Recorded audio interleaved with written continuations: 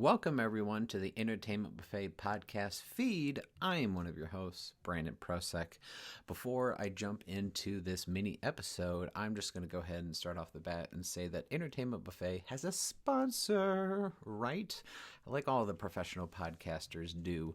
We have a sponsor that is Zenni Optical, Zenni Optical.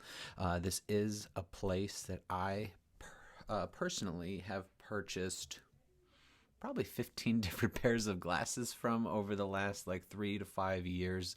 They are a company that you just go on their website. You get your prescription from your doctor. You put in, some measurements that you can just take at home with a tape measure, and you pick your glasses, and you can find some pretty awesome glasses for less than $100. If you're watching the video version of this, I'm wearing a pair of Zenni Opticals. They have glasses with blue blockers, which is good for blue light if you're someone that works on a computer all day like I do for my day job. They also have transition lenses that, transition to sunglasses, or you can want to get prescription sunglasses. They have just so many styles. I have prescription sunglasses from them. I have all different kinds. I'm someone who I don't want to spend $500 on one pair of glasses like Luxottica, the monopoly that owns most brands and glasses providers. Zenni is a place where these pair that I'm wearing, I believe were $60, and these have blue blockers. They're super comfortable. They're very light, so they don't push on the bridge of my nose, which is big. And yeah, I just love the way they look. So if you are someone who's interested in Zenni Optical, please click on the link in the description of whether this is on YouTube or Apple Podcasts or wherever you're listening. The link will be in there. If you purchase glasses from Zenni, a percentage of that will come to Entertainment Buffet, which we would really appreciate. So yeah, please check that out. I wouldn't have them be a sponsor unless I truly was someone who was a customer of theirs. That's the thing. I don't want to just have sponsors just to get money or to get something for the podcast. I reached out to them to be a sponsor because that's how much I enjoy their products. And if you if you look at my Instagram at Brandon Prosek, any pictures of me for the last 3 years, I'm wearing a pair of Zenni glasses, whether they're blue, orange, clear, sunglasses. Those are Zenni. I have so many. It's not a problem if it's good. So check that out. I had to get the sponsor out of the way. And let's just jump into this mini episode, guys. So, yeah, elephant in the room. Jess and I have not been able to record episode 100 for a while, unfortunately due to health concerns that Jess has been battling recently. I'm not going to go into too much detail because I'm going to allow her to talk about that specifically on her own when she does her mini-sode. So a new format we're bringing to the Entertainment Buffet podcast because, we love doing episodes for you guys, but we only want to do them when we feel like we're at our best, and that's kind of why we've been on a hiatus. We wanted just to feel good doing the episode, not just do them to do them. And I don't want to podcast with someone who isn't feeling well. That's not fun for me. The whole point of the podcast is we have fun. So hopefully you guys feel like you're having fun with us, opposed to just because we're not trying to fill some quota. But yeah, so we've been away for a little bit, and we've kind of been thinking, what's a way that we can continue having content for the podcast come out on a more regular basis if we can't record full episodes on a regular basis with our schedules? Because for those who don't know, I'm in the Chicago area and Jess is in the Denver area, so we're in two different states. We have a different time zone. We have different work schedules. So what was a way that we could get more content out to you guys on a regular basis? One segment that we've been doing for a few years is what we've been watching. That's where her and I usually every episode go over recent movies or TV shows we've been watching, whether we like them, we didn't like them, recommend it. We try to, get our co-host to watch it if it's something we really like. It's a segment that we both love doing, but also sometimes can be like a third of the episode because we just have so much to talk about. So we decided that instead of having that be part of the full episodes, we're going to now do mini-sodes where I will do an episode talking about movies and shows that I've been watching since the last time we talked, and then the following week Jess will release a mini-sode on her own, providing updates on what she's been watching, and then we'll kind of alternate.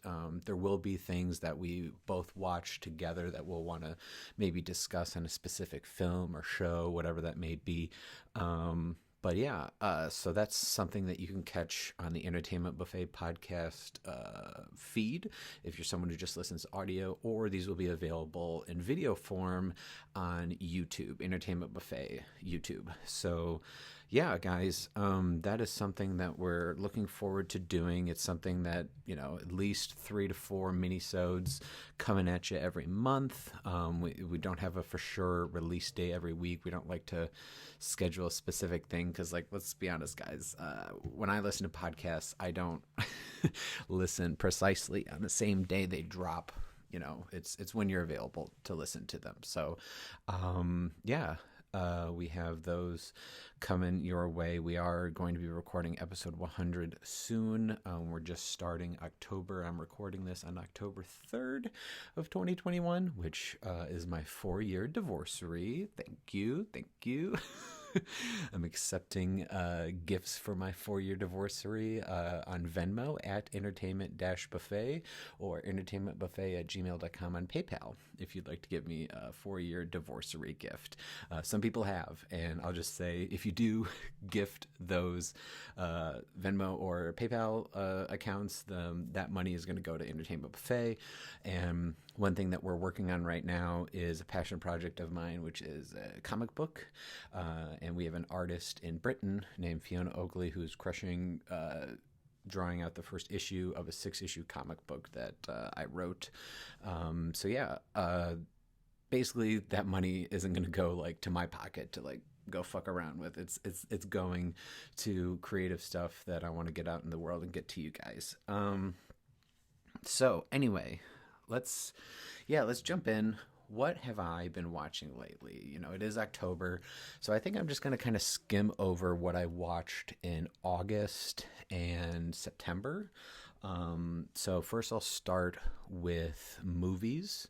Movies I did watch in August. I did see the new The Suicide Squad, which I'm tempted to just do a specific video or audio podcast episode on The Suicide Squad. It's directed by James Gunn, and I then not long after, I think the day after, watched the original Suicide Squad from 2016 because my partner had not seen that one, and I wanted to show her the comparison because for a movie that has pretty much the same title, made 5 years apart with some of the same actors, you can just see the absolute contrast of quality, just sheer quality difference. I'm sorry, I'm gonna sound like a hater for the 2016 David Ayer. I'm not blaming David Ayer himself because I know that the studio Warner Brothers finagled with what he wanted his vision to be. If you don't know, there's plenty of articles and interviews he's talked about that where he was greenlit this script and this direction, and then Deadpool came out and it was a fun rated R violent movie that did big numbers, and they're like, hey, can you make it funny like this? Funny, violent is what made this work. And he's like, well, that's not what I've been going for, so that's going to be 2 different conflicting visions.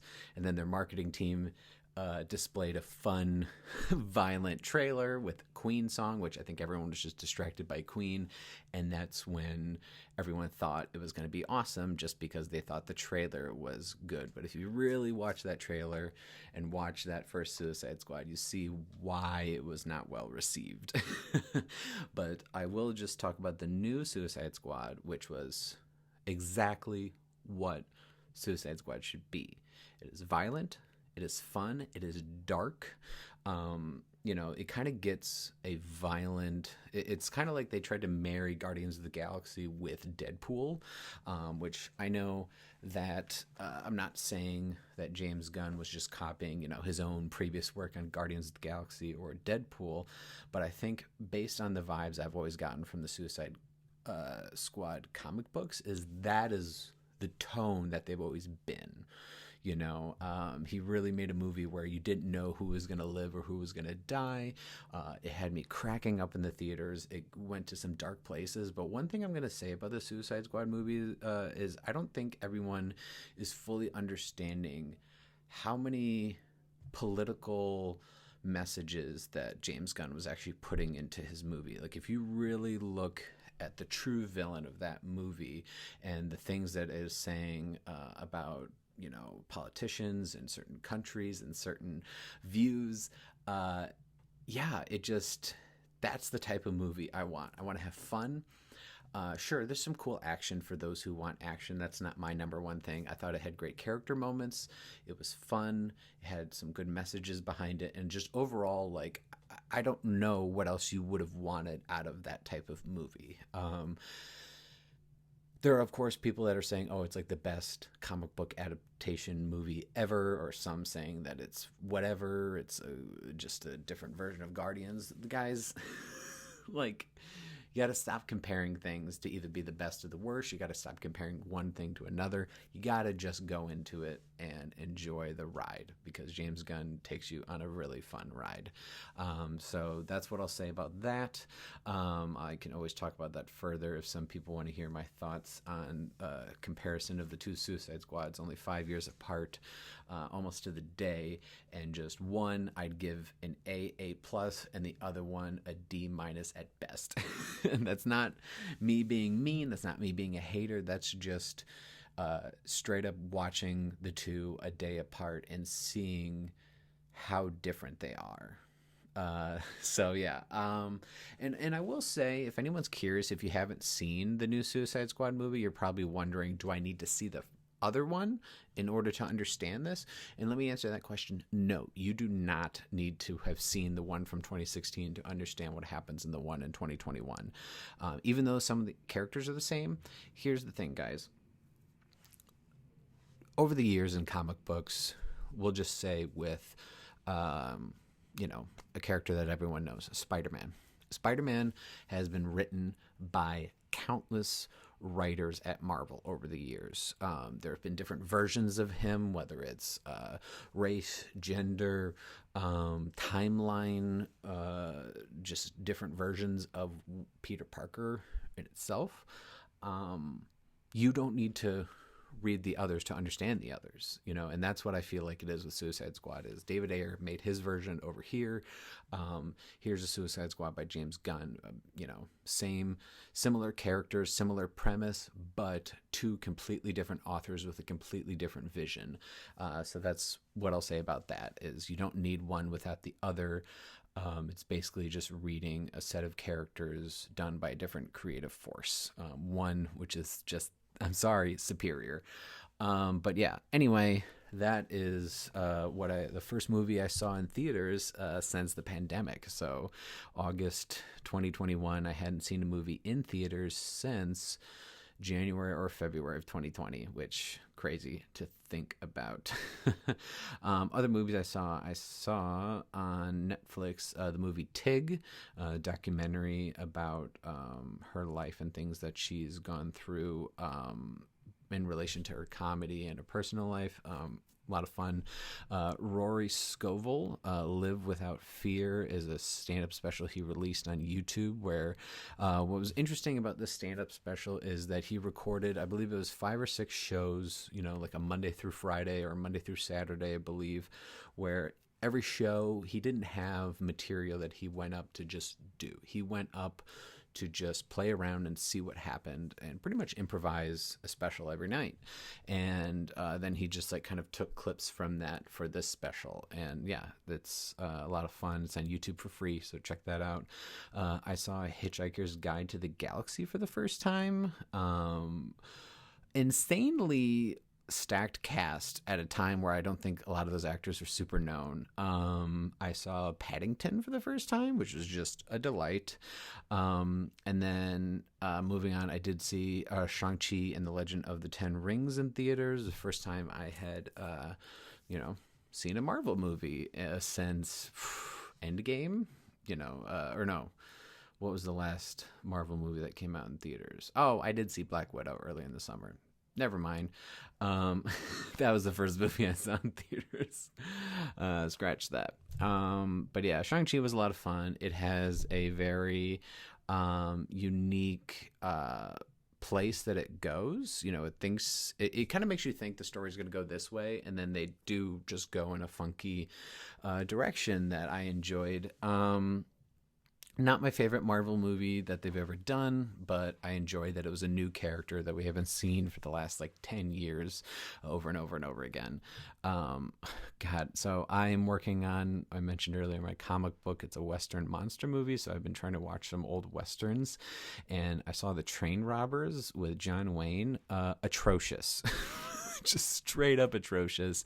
Out of the hour and a half that movie was, no joke, it felt like an hour of the hour and a half was just them riding their horses and the camera just showing them riding. And I'm like, is this like a documentary for this area that they're filming? Like this, there's no story here. And then they do a twist in the last 30 seconds that is like makes you think differently.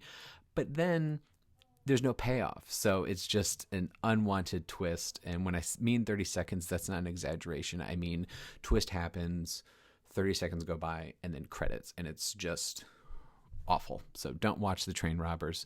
I saw Blade Runner 2049 for the first time. Not a huge Blade Runner fan. I love Denis Villeneuve. He's one of my favorite directors. He also did Arrival and Prisoners and Sicario. But Blade Runner 2049, it was kind of a slog for me. Visually, great, just like the first Blade Runner. Visually great, story, nothing to write home about. And I'm sorry. I think Ryan Gosling had some great acting. Harrison Ford was just Harrison Ford. I watched The Magnificent Seven, the original one from 1960. That was actually a pretty good Western. And then recently I saw on Hulu Vacation Friends. This is with Laurel Howery, John Cena, and I'm going to look up the actresses' names. I don't know them off the top of my head. And I want to give them credit. Meredith Hanger and Yvonne Orji. I don't know if that's how you say it, but yeah. Vacation Friends on Hulu. That was a lot of fun. Comedies have been struggling when it comes to movie releases the last fucking 10 years, I'd have to say. Go listen to episode 93 of the podcast where I have Josh Johnson and Logan Nielsen on and we talk about it. Like, comedies are just in trouble. But this, besides Game Night and I think Palm Springs are the most recent comedies I really enjoyed. Like, this was a lot of fun. There were some twists, some turns. Lorel is a comedian that I was fortunate enough to see in person in Chicago before he got Get Out and started, kind of taking off with his film career. Super nice guy in person, hilarious on stage, and I'm just so glad to see him getting leading roles because I believe his how quick he's able to deliver things is just, I don't know, something that you can't be taught, It's just something that's funny. Vacation Friends. So those are the movies I've watched over the last couple months. There were some other movies that I had seen before that I rewatched again. TV shows that I have been watching. I watched Loki on Disney Plus. It's a 6-episode limited series. It's good. It goes some places that when it first starts, I don't think you think it's going to go there, and it gets weird and it's unique and it's fun. it is interesting how the way it ended. It seems like they're totally just trying to set up the new big villain for the future Marvel movies, which I'm fine with. But yeah, there's only so much you can do with time travel, and that was a time travel based show that can get, just bonky, but time travel. It's just going to happen. It's going to get confusing and weird, but I had fun. It's not my favorite thing, but if there's going to be a TV show about Loki, I'm glad it was just like 6 episodes. Owen Wilson was great. Other TV shows I have been watching, I also recently watched the first few episodes of Reservation Dogs. That is a new show, FX on Hulu, which Taika Waititi is one of the kind of like showrunner, or not showrunners, but the co-creators. And it takes place in a Native American reservation with some kids who are kind of like criminals, but then want to kind of help protect the town in a way. It's just a fun show. I think all the actors involved, it's so fun to see just tons of fresh faces, because I feel like the thing that frustrates me with some TV is they just decide to put the same people in everything and it just gets repetitive. This is a unique show and I'm so glad that it's happening. I hope it gets picked up for another season. I'm going to keep watching the first season.